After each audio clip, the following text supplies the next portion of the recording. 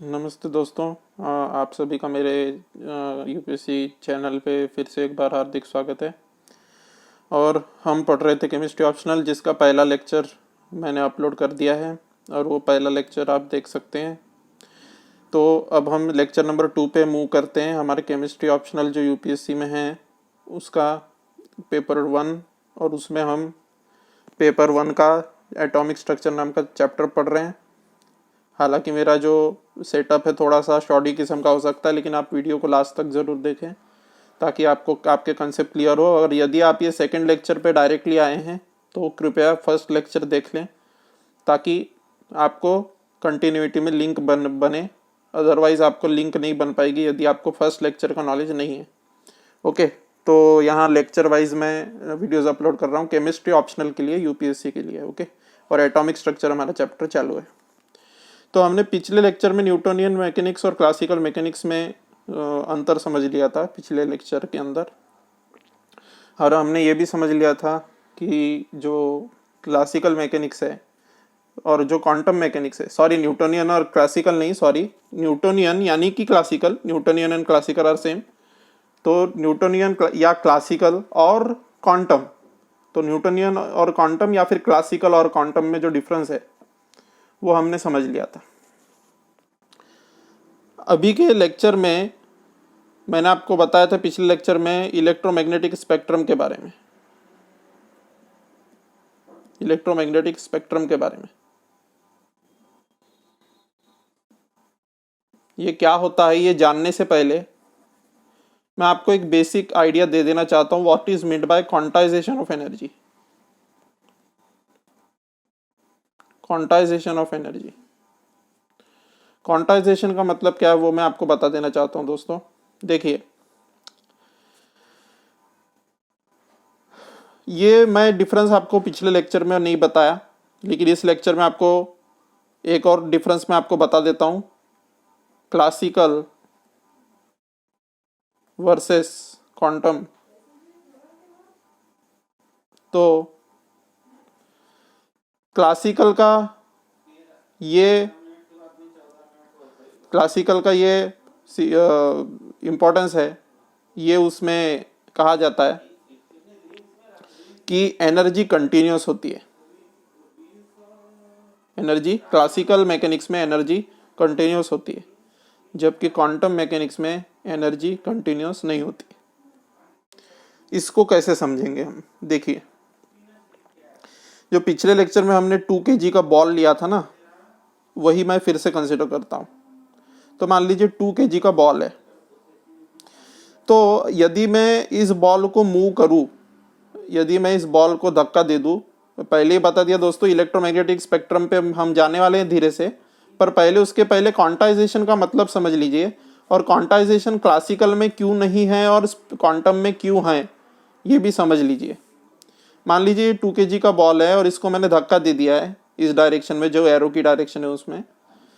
तो होगा ये कि शुरू में उसकी एनर्जी होगी 0 joule. Joule is a unit of energy. शुरू में उसकी एनर्जी होगी 0 जूल। जैसे ही मैं धक्का दूंगा हो सकता है उसकी एनर्जी हो जाए 200 जूल। ठीक है, उसको बॉल को धक्का देने पे पता चला उसकी एनर्जी हो गई 200 जूल। मैंने थोड़ा कम फोर्स लगाया, मैंने धीरे से धक्का दिया, तो हो सकता है 150 जूल ही रीच करे। थोड़ा सा ज़्यादा दिया मैंने धक्का तो 150.1 जूल रीच कर सकती है एनर्जी इस बॉल के लिए। ये बात आपको समझ में आ गई, ठीक है। लेकिन इलेक्ट्रॉन में अब देखिए, ये जो बॉल है ना 2 kg का, इसके लिए मान लीजिए कि ये 150.0000, देखिए अब ये आपको पता होना चाहिए कि कोई भी जब हम एनर्जी लिखते हैं इस संसार में, जब हम कुछ भी मेजर करते हैं तो बेसिकली उसमें एक एरर होती है, ठीक है। जैसे मान लीजिए मैंने 150 जूल एनर्जी उस बॉल की बताई थी, तो मैं 150.0 भी लिख सकता हूँ, 150.01 लिख दिया मान लीजिए मैंने। तो ये क्या हो गया, अप टू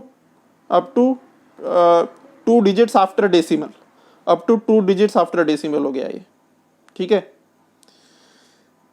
अब ये बॉल क्या है, 2 kg का है, ठीक है।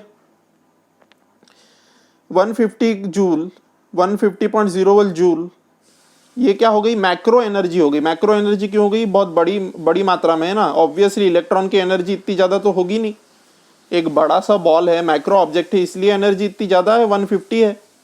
अगर इलेक्ट्रॉन की बात करूँ मैं, तो एनर्जीज तो 10⁻⁻34 वगैरह के ऑर्डर में चलेगी ना, 10⁻⁻34 जूल, 10⁻⁻27 जूल, इस ऑर्डर में चलेगी ना एनर्जीज इलेक्ट्रॉन के लिए, क्योंकि इलेक्ट्रॉन बहुत छोटा है। लेकिन 2 kg का बॉल बहुत बड़ा है, तो जूल्स में एनर्जी चलेगी और सगे सगे डिजिट आएंगे, ऐसे 150, 150.01, ऐसे बड़े बड़े डिजिट आएंगे। अब होता क्या है दोस्तों, एक्चुअली इलेक्ट्रॉन का जो है ना एनर्जी क्वांटाइज्ड होती है। मतलब देखिए, E=h म्यू होता है। क्वांटाइजेशन का मतलब बता रहा हूँ, ध्यान से सुनना। इसी को कहते हैं E=hc/λ। ये म्यू क्या है, फ्रीक्वेंसी है, ये c क्या है, वेलोसिटी ऑफ लाइट है, और लैम्बडा क्या है, वेवलेंथ ऑफ, जो भी वेवलेंथ है। अभी इतने डिटेल में मत जाइए, पर ये समझ लीजिए कि जब भी एनर्जी इस संसार में होगी, तो वो NH म्यू के फॉर्म में होती है। NH न्यू के, ये म्यू नहीं है, सॉरी, न्यू है, न्यू, NU न्यू, इसका प्रोनाउंसिएशन न्यू है, NU। तो NH न्यू के फॉर्म में एनर्जी होती है। इसका मतलब क्या हुआ, मैं ये आपको क्या एक्सप्लेन कर रहा हूँ, आप देखिए, मैं आपको ये एक्सप्लेन कर रहा हूँ कि क्लासिकल में एनर्जी क्वांटाइज्ड क्यों होती है, क्लासिकल में एनर्जी क्यों क्वांटाइज नहीं होती, और क्वांटम मैकेनिक्स में एनर्जी क्वांटाइज क्यों होती है, वो बताने जा रहा हूँ। बहुत इंपॉर्टेंट कंसेप्ट है। क्लासिकल में एनर्जी क्वांटाइज क्यों नहीं होती, वो सुन लीजिए। ये दुनिया का नियम है कि n is an integer, n का वैल्यू क्या है, 1 2 3, ऐसा सगा नंबर है। n कैनॉट बी 1.1, ठीक है। इट इज 1 2 3 4 5 6 7 8 9 10, ऐसे डिजिट है। अब h का वैल्यू बहुत छोटा होता है और म्यू का वैल्यू भी बहुत छोटा होता है।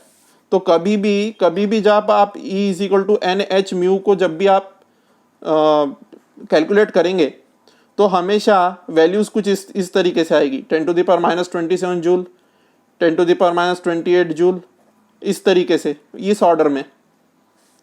हो सकता है कभी 10⁻32 जूल आए, हो सकता है कभी 10⁻30 जूल आए, ठीक है। तो मान लिया, मैं ऐसा मान के चल रहा हूं कि मान लीजिए h म्यू की वैल्यू 10⁻27 है और n की वैल्यू चेंज होते जाती है, ठीक है।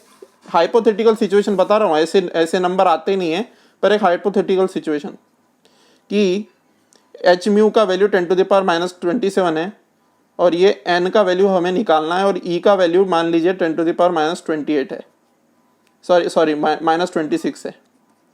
तो फिर से देखिए, E= मैंने अभी बताया था, n जो है वो सगा नंबर है, h म्यू होता है। E= क्या, 10⁻26। n= क्या, पता नहीं। h म्यू का वैल्यू पता है कि क्या है, 10⁻27 है। h म्यू के जगह पे 10⁻27 मैंने क्या कर दिया, सब्सटीट्यूट कर दिया। अभी इस फॉर्मूले पे मत जाइए, उस पे बाद में आएंगे। तो n का वैल्यू क्या निकल के आया यहाँ पे, 10, जो कि सगा नंबर है। देखिए ना, ये 10⁻27 इधर मल्टीप्लिकेशन में है, लेफ्ट हैंड साइड में जाएगा तो डिवीजन में हो जाएगा। तो n का वैल्यू क्या हो गया, 10 हो गया, जो कि एक इंटीग्रल वैल्यू आई। अब होता क्या है कि ये 10 फोटोन के बराबर है। n का वैल्यू जो है ना, वो नंबर ऑफ फोटोन दर्शाता है, ठीक है। तो 10 फोटोन यहाँ पे हमें नजर आए, 10 फोटॉन्स क्या होता है, पार्टिकल्स ऑफ लाइट समझ लीजिए अभी के लिए, मोटा मोटा, ठीक है। अब ये जो एनर्जी 10⁻27 के 26 के ऑर्डर में जो चल रही है, क्या ये एक, जो ये एनर्जी 10⁻26 के जूल के ऑर्डर में चल रही है, क्या ये एनर्जी 2 kg बॉल के लिए अप्लीकेबल है? 2 kg बॉल जो है, क्या ये एनर्जी मायने रखती है इसके लिए? क्योंकि 2 kg बॉल जो है ये तो 150 जूल का है, ठीक है। 2 kg बॉल जो है ये तो 150 जूल का है, 150 जूल की इसकी एनर्जी है। अब अगर मैं क्वांटाइजेशन मैक्रो ऑब्जेक्ट्स पे लगाने की कोशिश करूं, क्वांटाइजेशन मतलब समझ गए ना, n= इंटीग्रल उस रूप में, तो अगर मैं मैक्रो ऑब्जेक्ट्स पे यही कंसेप्ट लगाने की कोशिश करूं, तो 150.00000 ऐसे ऐसे 25 जीरो आने के बाद में 25 जीरो आने के बाद में आखिरी में 1 आएगा, आखिरी में वैल्यू 2 आएगी, आखिरी में वैल्यू 3 आएगी, ऐसे 25 जीरो लगाने हैं बीच में। तो क्या ये इतनी छोटी एनर्जी जो है 10 टू द पावर -26 जूल, क्या ये बॉल के लिए मायने रखती है? बिल्कुल नहीं रखती। लेकिन यदि मैं सेम चीज एक इलेक्ट्रॉन के लिए कहूँ, तो इलेक्ट्रॉन की एनर्जी किस ऑर्डर में होती है? 10 to the power -34, 10 to the power -27 joule. Joule है, ऑब्वियसली ये सब कुछ जूल है, ठीक है। 10 टू द पावर -26 जूल। तो क्या एनर्जी ऑफ इलेक्ट्रॉन इसके कंपेरेबल नहीं है? यस, इसके कंपेरेबल है। इसलिए इलेक्ट्रॉन जो है वो क्वांटाइज्ड होती है, इलेक्ट्रॉन की एनर्जी। आगे मैं फिर से आऊँगा इस पे, लेकिन आपको बता दिया। और 2 kg बॉल की भी एनर्जी एक्चुअली क्वांटाइज्ड होती है, वो 2 kg बॉल की भी एनर्जी। लेकिन किस तरीके से क्वांटाइज्ड होती है? ये 150 पॉइंट, इसके बाद में 25 जीरो लगाने के बाद में यहाँ डिफरेंस आता है, और यहाँ जो डिफरेंस आता है ना, ये क्वांटाइज्ड होता है। मतलब कि 150.000000000 ये जितना भी नंबर है, ये 25 जीरो लगाने के बाद में 1 आता है। सपोज इसको मैं NH म्यू से इक्वेट कर दूं, तो N जो है वो इंटीग्रल वैल्यू आएगा। इंटीग्रल मतलब 1 2 3 4। लेकिन क्या इतनी सी एनर्जी मायने रखती है? ये 25 जीरो लगाने के बाद में 1 आ रहा है, नहीं रखती मायने। इसीलिए हम कह देते हैं मोटा मोटा कि 2 kg बॉल की एनर्जी जो है वो क्वांटाइज्ड नहीं है, कंटिन्यूअस है। कंटिन्यूअस मतलब 150.001 के बाद में हम ये कंसिडर नहीं करते कि अब इससे इसके बीच में भी, मतलब वो बहुत छोटे, आप समझ पा रहे हैं ना मेरी बात को। तो इसलिए आप इतने बात समझ लीजिए कि जो 2 kg energy is always quantized, but classical mechanics में गड़बड़ इसलिए नहीं होती।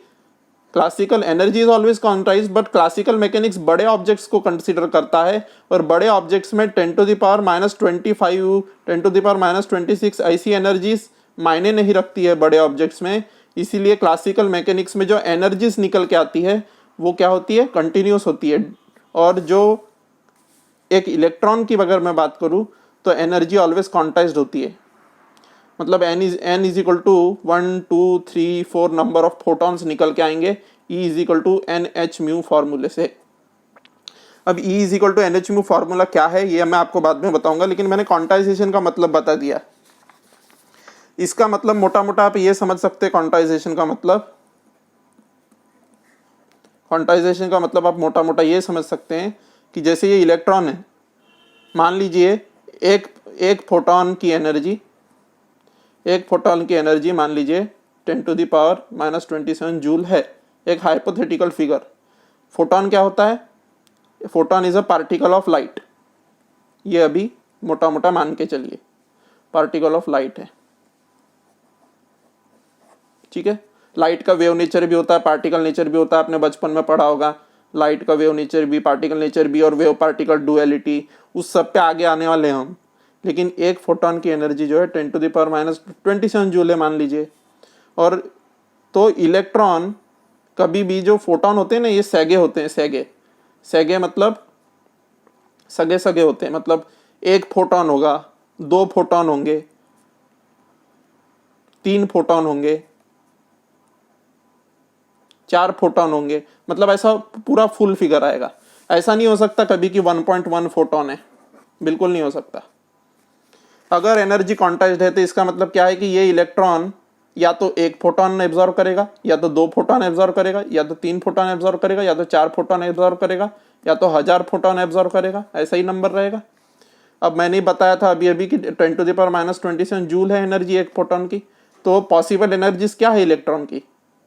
10 टू द पावर -27 जूल अगर एक फोटॉन की एनर्जी पॉसिबल है, तो इलेक्ट्रॉन जो है सगे नंबर में फोटॉन एब्जॉर्व करेगा। तो इलेक्ट्रॉन की पॉसिबल एनर्जीज है 1 to the power -27 joule, 2 into 10 to the power -27 joule. समझ में आ रहा है ना? ये 3 फोटॉन एब्जॉर्व करता है तो 10 to the power 3 into 10 to the power -27 joule. 4 photon absorb करता है 4 into 10 to the power -27 joule. लेकिन जैसे ही मैं बोलूंगा 4.5 into 10 to the power -27 joule, ये एनर्जी पॉसिबल है इलेक्ट्रॉन के लिए, जैसे ही मैं बोलूंगा तो ये गलत हो जाएगा। क्यों? क्योंकि फोटोन जो है ये हाफ फिगर में नहीं आएगा, और मैंने एक फोटोन की एनर्जी बता रखी है, तो अगर मैं यहाँ पे नंबर ऑफ फोटोन निकालूंगा तो 4.5 आएंगे, और 4.5 फोटोन एग्जिस्ट नहीं करते, या तो 4 फोटोन होते हैं या तो 5। तो ये हो गई एनर्जीज की क्वांटाइजेशन। ठीक है, अब बॉल भी बेसिकली यही करेगा। बॉल को अगर मैं लाइट डालूं बॉल के ऊपर अगर मैंने लाइट डाला तो बॉल तो इतना बड़ा होता है कि वो बहुत ज़्यादा संख्या में एब्जॉर्ब करेगा फोटोन। मान लीजिए उसने 1 लाख फोटोन एब्जॉर्ब किए, हाइपोथेटिकल फिगर, 1 2 3 4 5, हाँ 1 लाख फोटोन उसने एब्जॉर्ब किए। तो एनर्जी कितनी एब्जॉर्ब किया बॉल ने लाइट से? 1 लाख मल्टीप्लाइड बाय 10⁻⁻27। 1 लाख में कितने जीरो होते हैं? 5 जीरो, यानी 10⁵ इंटू 10⁻⁻27। तो ये कितना हो गया? 10⁻⁻23 जूल। पर ये लाइट से जो एनर्जी एब्जॉर्ब किया है इस बॉल ने 2 kg के, क्या ये सिग्निफिकेंट है बॉल के सामने? बिल्कुल सिग्निफिकेंट नहीं है। इसलिए बॉल तो वहीं पे रहेगा पड़ा हुआ, लेकिन इलेक्ट्रॉन जो है लाइट से मूव कर जाएगा पट से। समझ में आई बात आपको? तो ये है क्वांटाइजेशन ऑफ एनर्जी बेसिकली। तो यहाँ पे मैं अगर क्वांटाइजेशन बोलूँ भी कि बॉल के केस में क्वांटाइजेशन क्या है, तो बॉल के केस में भी वैसा ही क्वांटाइजेशन है जैसे इलेक्ट्रॉन का, लेकिन ये बात ध्यान में रखिए कि बॉल के सामने जो फोटोन की एनर्जी है वो बहुत कम होती है, इसलिए बॉल जो है उसके सामने हम निग्लेक्ट कर देते हैं और कहते हैं कि बॉल की जो एनर्जी है वो कंटिन्यूअस है, जबकि एक इलेक्ट्रॉन की एनर्जी जो है वो डिसकंटिन्यूअस होती है। अब कंटिन्यूअस डिसकंटिन्यूअस का मतलब क्या है? जो बॉल की एनर्जी है उसको जब मैं प्लॉट करूंगा, जब बॉल की एनर्जी को टाइम के साथ प्लॉट करूंगा तो बॉल की एनर्जी ऐसी कंटिन्यूअस आएगी, लेकिन एक इलेक्ट्रॉन जो है वो डिसकंटिन्यूअस एनर्जी का मतलब है एक इलेक्ट्रॉन की एनर्जी ऐसी सीढ़ियां बनाएगी। इसे कहते हैं क्वांटाइजेशन ऑफ एनर्जी, मतलब क्वांटाइज रहेगी एनर्जी। या तो ये ऑल और नन, मतलब या तो ये एनर्जी लेगा या तो एक फोटोन एब्जॉर्ब करके यहाँ चले जाएगा। बीच के एनर्जी लेवल्स क्यों पॉसिबल नहीं है? क्योंकि आधा 1.5 फोटोन एब्जॉर्ब नहीं कर सकता, वन के बाद में डायरेक्ट 2 फोटोन एब्जॉर्ब करेगा, उसके बाद में डायरेक्ट 3 फोटोन एब्जॉर्ब करेगा, उसके बाद डायरेक्ट 4 करेगा। तो इसलिए ये कंटिन्यूअस नहीं होगा। और 2 kg बॉल के केस में क्यों कंटिन्यूअस हो गया, उसमें ऐसा क्यों नहीं हुआ? वो इसलिए क्योंकि आप जब देखेंगे तो एनर्जी यहाँ पे जो स्केल बनाएंगे वो बॉल के हिसाब से बनाएंगे। तो बॉल के हिसाब से क्या लिखेंगे आप? 100 जूल, 200 जूल, ऐसी एनर्जी का यहाँ पे आप ग्राफ बनाएंगे। 100 के बाद 200 आएगा। यहाँ पे बीच में मान लीजिए इसको मैंने ग्राफ को 10⁻27 10⁻28 टाइम्स अगर मैंने इसको मैग्नीफाई किया इस ग्राफ को बॉल के, तो वो ऐसा ही दिखने वाला है, क्योंकि यहाँ पे जो स्केल है वो 10⁻10 10⁻27 इस तरीके से स्केल है, छोटी स्केल। समझ में आ रही है ना बात? तो मोटा मोटा अगर आपको इतना डिटेल डिस्कशन नहीं भी समझ में आया होगा तो इतना तो आपको समझ में आ ही गया होगा कि बॉल के केस में एनर्जी कंटिन्यूस रहेगी क्योंकि वो क्लासिकल मैकेनिक्स को फॉलो करेगा, और इलेक्ट्रॉन के केस में डिसकंटिन्यूस रहेगी, और इसी को कहते हैं क्वांटाइजेशन। ठीक है, क्वांटाइजेशन का मतलब हमने समझ लिया। अब इलेक्ट्रोमैग्नेटिक स्पेक्ट्रम जो मैं कल के लेक्चर में आपको बता रहा था उसका मतलब समझ लेते हैं। देखिए, दुनिया संसार में जो इलेक्ट्रोमैग्नेटिक वेव्स होती है ना, इसको लिख देता हूं मैं पूरा, इलेक्ट्रोमैग्नेटिक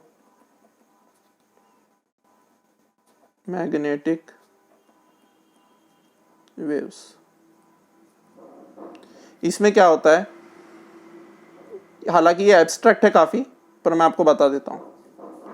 जैसे ये इलेक्ट्रिकल फील्ड और मैग्नेटिक फील्ड के बीच में ये मान लीजिए इलेक्ट्रिकल फील्ड है। ठीक है, ये मान लीजिए इलेक्ट्रिकल फील्ड है। तो इलेक्ट्रोमैग्नेटिक वेव में क्या होता है, इसके परपेंडिकुलर समझ रहे हैं ना आप, ये इस तरीके से ये अगर यदि इलेक्ट्रोमैग्नेटिक वेव में क्या होता है कि यदि इलेक्ट्रिक फील्ड का जो ये वेव इस तरीके से है, मतलब कि ये पेपर के प्लेन में अगर इलेक्ट्रिक वेव की ये इलेक्ट्रिक फील्ड है, अगर इलेक्ट्रोमैग्नेटिक वेव की इलेक्ट्रिक फील्ड अगर ये पेपर के प्लेन में है तो इसका मैग्नेटिक फील्ड कहाँ होगा इलेक्ट्रोमैग्नेटिक वेव का, इसके परपेंडिकुलर, इस तरीके से होगा यहाँ पे। ठीक है, मतलब कि इलेक्ट्रिक फील्ड का जो वेव है वो इस तरीके से चल रही है और मैग्नेटिक फील्ड की वेव जो है वो इस तरीके से चल रही है, मतलब एक दूसरे के परपेंडिकुलर 3D स्पेस में। हालांकि उसको यहाँ ड्रॉ करना पॉसिबल नहीं है। तो ये होती है इलेक्ट्रोमैग्नेटिक वेव। अब इलेक्ट्रोमैग्नेटिक स्पेक्ट्रम क्या होता है वो जान लीजिए। देखिए, मैं आपको पहले वेवलेंथ का मतलब बता देता हूँ। ये सब इलेक्ट्रोमैग्नेटिक स्पेक्ट्रम पे जाने से पहले कुछ टर्मिनोलॉजीज है जो मैं आपको बता देता हूँ। जैसे ये वेव हो गई हमारी, ठीक है, ये जो वेव हो गई इसकी वेवलेंथ क्या होगी, यहाँ से लेके यहाँ तक। आप देख पा रहे हैं कि ये जो साइकिल है वो यहाँ से यहाँ तक इसने कंप्लीट कर ली है एक साइकिल। जब दूसरी साइकिल की बात आएगी तो दूसरी साइकिल कुछ इस तरीके से होगी। ठीक है, तो यहाँ से यहाँ तक, ये यहाँ से लेके तो ये यहाँ तक इसने एक वेव पूरी हो गई। उसके बाद में सेम पैटर्न रिपीट हो गया यहाँ से यहाँ तक, तो इसे कहेंगे वन सिंगल वेव। ये यहाँ से लेके यहाँ तक जो है ना, ये वन सिंगल वेव है। यहाँ से लेके यहाँ तक ये दूसरी सिंगल वेव है। ये 2 वेव्स हो गई। तो ये जो यहाँ से लेके जो यहाँ तक वेव है जिसके बाद में पैटर्न रिपीट हो जाएगा उसे हम कहते हैं वेवलेंथ। तो ये क्या हो गई, ये हो गई वेवलेंथ।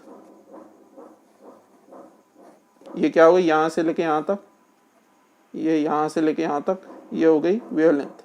यहाँ से लेके यहाँ तक क्या हो गई, ये हो गई वेवलेंथ। समझ में आया आपको बात, ये हो गई वेवलेंथ। अब फ्रीक्वेंसी क्या होती है ये भी जान लीजिए। देखिए, जैसे ये एक वेव है, ये वेव तो मैंने पेपर पे बनाया ना, इसलिए ये वेव जो है ना ये आपको स्टेशनरी दिख रही है, लेकिन होता ये है कि ये जो वेव है ना ये सामने की ओर मूव करेगी इस तरीके से। जैसे ही ये मूव करेगी तो पीछे वाली वेव आएगी। ठीक है, तो आपको कुछ इस तरीके से ऐसा दिखेगा, मतलब ऐसा मतलब किस तरीके से मैं आपको बताऊं कि जैसे ये वेव सपोज इस डायरेक्शन में ट्रेवल कर रही है और मैं यहाँ पे मैं एक खड़ी लाइन बना देता हूँ। ठीक है, ये मान लीजिए वर्टिकल लाइन है, स्ट्रेट अज्यूम कीजिएगा, और ये एक्सिस है। तो ये जो है, ये टाइम के साथ में ये जो वेव है ना, ये वेव का ये वाला पॉइंट यहाँ आ जाएगा, ये वेव का ये वाला पॉइंट यहाँ आ जाएगा, ये वेव का ये वाला पॉइंट यहाँ आ जाएगा, मतलब वेव ट्रेवल कर रही है। ठीक है, और ये इसके पीछे वाली जो वेव रहेगी वो उस समय इसका ये वाला पॉइंट यहाँ आ जाएगा, तो यहाँ आ गया, इसका ये वाला पॉइंट यहाँ आ जाएगा। ठीक है, तो ये हो गई वेव ट्रेवल कर रही है सामने की डायरेक्शन में, इस डायरेक्शन में। ठीक है, समझ में आई बात। तो ये जो